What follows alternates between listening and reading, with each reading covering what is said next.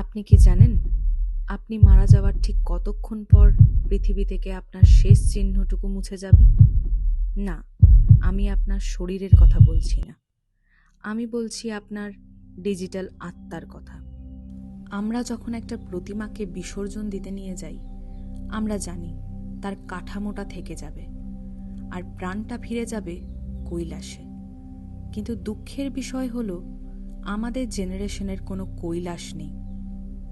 আমাদের আছে শুধু সার্ভার, কয়েক টিবি ডেটা।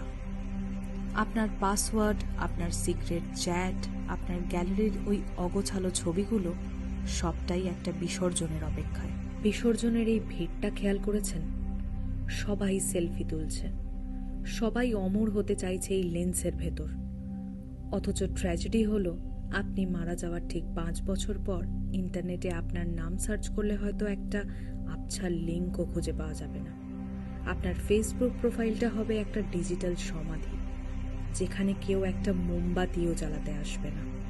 আমরা আসলে সবাই এক একটা মাটির প্রতিমা, যারা রঙিন অ্যাপের গয়না পরে নিজেদের ঢাকছি।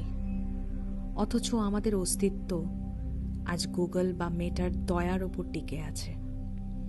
তারা একদিন একটা সুইচ টিপবে আর আমাদের কয়েক বছরের স্মৃতি, প্রেম, বিরহ সবটাই এই গঙ্গার জলের মতো ব্ল্যাক হোলে বিলীন হয়ে যাবে। একেই বলে দ্য গ্রেট ডিজিটাল ডেথ।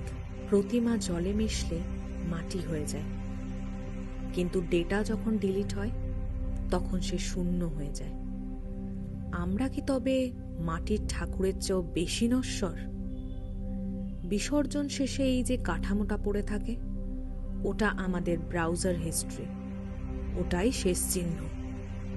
মানুষ আমাদের মনে রাখবে না, মনে রাখবে শুধু অ্যালগরিদম। আসছে বছর আবার হবে কি, তাই তো? কিন্তু আপনার ডেটা একবার ডিলিট হলে তা আর কোনো দিন ফিরে আসবে না।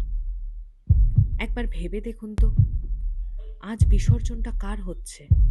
ঠাকুরের নাকি আপনার অস্তিত্বের?